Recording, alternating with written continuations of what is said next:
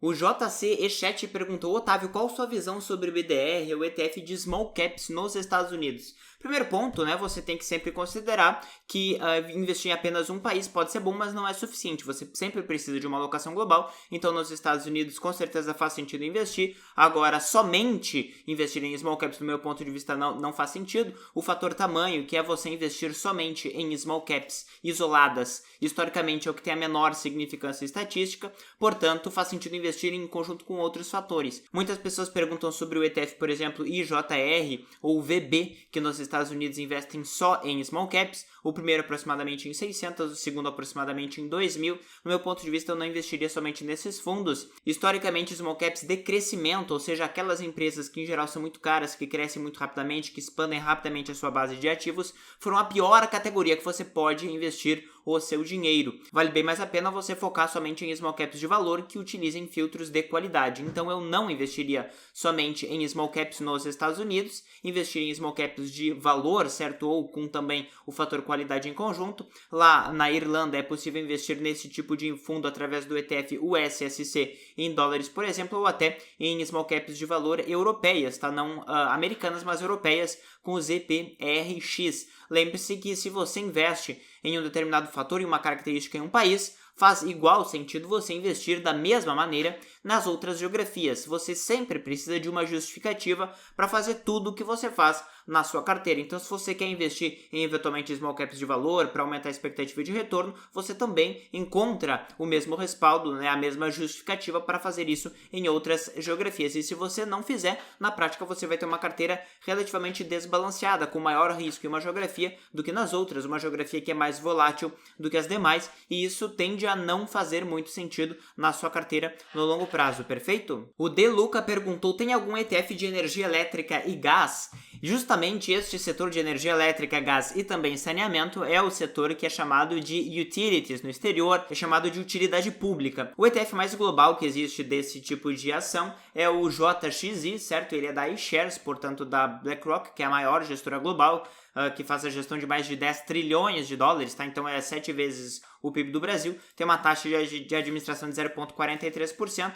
Quando nós observamos as holdings aqui, basicamente são grandes empresas americanas de energia elétrica na média, certo? Esse tipo de fundo aqui, só para mostrar para você, ele tem um PL, uma relação PL de 20 vezes, tá? Então, historicamente, se não houver nada, se não houver crescimento, você vai ter um ganho descontado da inflação de aproximadamente 5% em dólar no período, a volatilidade média é de 15% ao ano, o Ibovespa, para você ter uma noção, é aproximadamente o dobro disso, aproximadamente 30%, e também quando você observa desde 1900, somente nos Estados Unidos, o desempenho de várias subindústrias, embora não seja dividido por categorias de setores clássicos, dos 11 setores, como imobiliário, utilidade pública, financeiro, saúde, etc., em subindústrias, aproximadamente 30 indústrias, você vê que aquela indústria que teve o melhor desempenho histórico foi a de tabaco, certo? Que está em consumo não cíclico. Depois, você observa ali a parte de químicos, você observa a parte de equipamentos elétricos, você observa a parte de comida propriamente dito, e em linha com a média do mercado, você observa ali a linha laranja, que é de utilidade pública. Então, você pode esperar ganhar a média do mercado, certo? Isso aqui no longuíssimo prazo, só que você tem a vantagem de ter uma volatilidade bem menor. Quando você pega o gráfico, por exemplo, e observa o que ocorreu lá na crise de 2008, você vê aqui que ações de utilidade pública, né, embora globais também, tiveram uma queda aqui do topo das ações americanas até o fundo menor do que ações americanas, certo? Ações de utilidade pública caíram 44%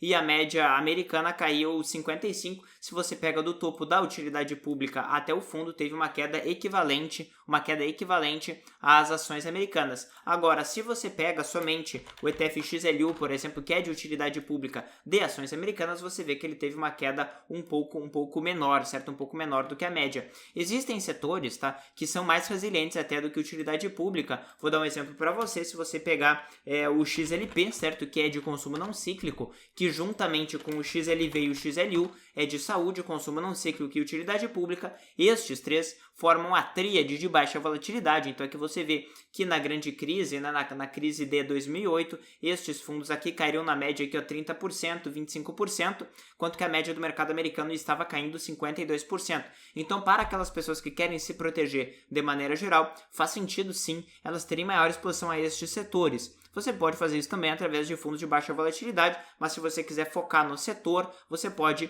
ter essa exposição aqui, que é bem protetiva em momentos de crise. Mas lógico, né, quando você pega o período posterior, você não pode esperar que você vai ganhar muito além da média do mercado depois. Você observa que depois do buraco da crise até agora, a média do mercado americana ganhou aproximadamente 600%, enquanto que o fundo XLP, que é de consumo não cíclico, ganhou apenas aproximadamente 400% e saúde ganhou ali 541% de rentabilidade, certo? Então você pode optar, tá, por esse tipo de fundo de utilidade pública, mas você tem que entender que o perfil é bem diferente, tá, do que nós observamos no Brasil em geral. Esse tipo de empresa pode sim sofrer bastante crise. Por exemplo, a EDF, que é uma empresa francesa, uma das maiores empresas francesas, você observa, por exemplo, que da crise de 2008 até agora ela teve uma queda de 77%. Isso é possível, tá? Você não pode esquecer. Quando a gente pega uma empresa como a brasileira, né, ENBR3, e nós colocamos ela em dólar, você observa que ela teve um desempenho ruim também, mas não tanto, né? Teve um desempenho de apenas 100% em dólar no período, sendo muito mais volátil do que todas as alternativas. Então, em média, assim, você pode considerar que ações de utilidade pública, principalmente energia elétrica, porque as empresas de gás têm uma representatividade bem menor, as empresas de energia elétrica são mais seguras do que a média do mercado, mas você não pode esquecer que elas podem sim desempenhar bem mal, dependendo da geografia da empresa que você pega. Em média, eu sempre recomendo você não concentrar em nenhum setor. Se é para investir em setores mais seguros, considere saúde e consumo não cíclico, mas eu particularmente faria isso com ações de baixa volatilidade. Um fundo específico de ações de baixa volatilidade não faria isso de maneira setorial. Então, se você está gostando desse conteúdo, dá um like, se inscreve no canal e ativa as notificações para você não perder nada que eu coloco aqui. Valeu!